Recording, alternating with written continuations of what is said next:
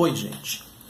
Hoje eu quero discutir um pouco as forças que devem compor o governo de Jair Bolsonaro, pelo menos nesse início. E por que eu acho isso importante? Porque nenhuma análise do que é ou que será esse governo ou qualquer outro é possível sem entendermos o jogo de forças que leva às tomadas de decisão. E normalmente isso seja nos comentários no Face, seja na imprensa, em tudo que é modo, né? O que acaba acontecendo? Fala-se o governo Bolsonaro, Jair Bolsonaro, como se fosse uma coisa única, coerente, previsível. Então, se nós vamos fazer aqui algumas análises de por onde esse governo e outros vão passar, um pouco de contexto brasileiro, contexto internacional, a gente tem que entender sempre o jogo de forças que está por trás disso. Primeiro, quando falamos em governo Bolsonaro, que forças estão por trás disso?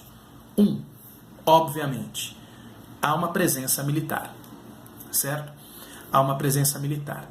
Agora, esse bloco militar, ele não compõe o governo Bolsonaro de forma única e nem institucionalmente assumida. O Exército Brasileiro, as Forças Armadas, em nenhum momento disseram estou com Bolsonaro porque ele é militar, ou estou com Bolsonaro em nome dos militares. É claro que isso não se diria, né? Por mais que possa ser ou possa não ser, enfim, dizer isso em si já é um golpe, né? Agora, é importante perceber que essa fusão ela não é orgânica. E mais que isso, Bolsonaro não é uma unanimidade nem mesmo dentro do próprio Exército, isso ainda hoje. Ganhou muito respaldo, muito respeito político no Exército com a sua decolada eleitoral e a eleição em si. Agora, ele não é unanimidade dentro do próprio Exército. Há militares de variadas patentes, principalmente da média para baixo, que se identificam com Bolsonaro, que é um sujeito de média patente. Agora, há da média patente para cima um misto de desconfiança, um misto de curiosidade e simpatia em relação ao Bolsonaro. E isso não é algo uniforme. O que eu quero dizer com isso? Isso quer dizer que o apoio dos militares que o Bolsonaro pretensamente tem, ele não é algo uniforme ainda. Ele se construirá ao longo do tempo, conforme os militares foram colocando suas pautas e elas forem aceitas ou não.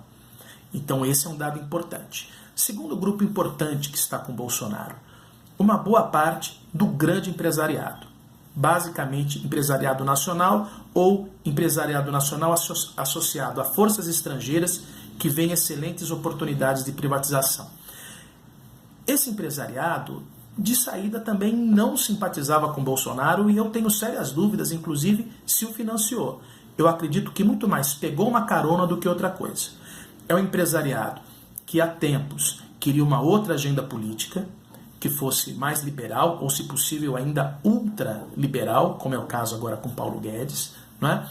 E uma agenda que fosse de alta desregulamentação e que permitisse o maior índice de liberdade econômica para suas iniciativas, claro, privadas, possível.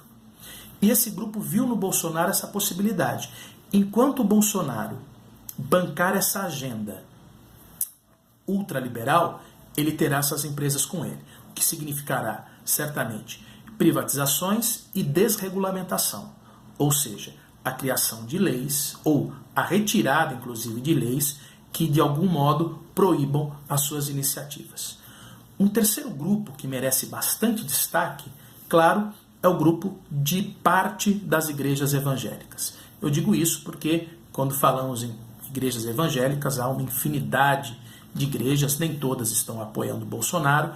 Podemos dizer sim que as maiores, as mais articuladas com a grande mídia, né, as que possuem veículos de comunicação, as que possuem um procedimento um pouco mais, digamos, empresarial, essas igrejas, elas estão claramente com Bolsonaro, é um outro grupo de apoio importante e que permitiu uma alavancagem de votos muito grande, né? Estima-se que pelo menos 80% dos votos do público evangélico foi para o Bolsonaro. Isso permite uma massa social muito grande. Então são hoje que vem basicamente com uma agenda moral. Junto com o Bolsonaro nós temos também a chamada bancada da bala, e a bancada ruralista, né? A bancada da bala, acho que não é difícil deduzir, né? Que defende basicamente a flexibilização das leis relativas ao porte de armas no Brasil. E a bancada agro, né? A bancada chamada bancada do boi, que basicamente também está ligada ao agronegócio, se associa a esses movimentos empresariais e também tem interesses, tá? Em facilidades para a expansão dos seus negócios no campo. Essas são as principais forças que hoje apoiam o Bolsonaro, né? Essas forças, percebam, elas têm alguns pontos de contato e veem no Bolsonaro uma possibilidade de realização. Agora, cada uma vai impor ao futuro presidente a sua agenda, as suas demandas, as suas necessidades e vai querer um espaço maior, ou pelo menos que as suas pautas sejam realizadas, né? Provavelmente uma pauta moral forte vindo das igrejas evangélicas será cobrada de Bolsonaro, né? Uma agenda forte de desregulamentação econômica será fortemente cobrada por esse grupo mais empresarial. Certamente, alguns benefícios, cargos, postos-chave serão exigidos pela bancada militar. Esses são os principais grupos que compõem, nesse momento, o governo Bolsonaro. Como esse grupo se desenvolverá e como o Bolsonaro saberá lidar com eles, isso nós veremos, né? De acordo com as circunstâncias que se apresentarem, com as soluções que ele for apresentando também e com os resultados que ele for obtendo. E quanto à classe política? A classe política ela representa justamente esses grupos, né? O que eu acho que é um falso apoio do Bolsonaro, acho que nós temos dois falsos apoios aí que é importante ficar claro. Primeiro é dessa massa de votantes, né? Ele teve uma massa incrível de votos e merece todo o respeito por isso. Agora, parte dessa massa, sim, aderente à proposta do Bolsonaro, agora parte dessa massa, com a mesma força e velocidade que foi para o Bolsonaro, vai embora, tá? Porque para boa parte desse público o objetivo maior era tirar o PT. Isso se conseguiu, né? Isso se conseguiu. Então vai ser preciso apresentar novas pautas que interessem a eles.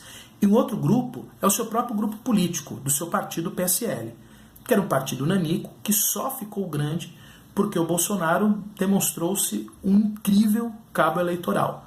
Quem se associou ao Bolsonaro, em grande medida, se elegeu. E com isso ele ampliou o seu partido. Agora, muitos desses partidos, inclusive deram, ou desses deputados que se elegeram, inclusive estiveram com o PT em algumas das suas gestões. São políticos oportunistas e que estarão com o Bolsonaro enquanto ele puder apoiá-los com emendas, com medidas. É um grupo também muito volátil.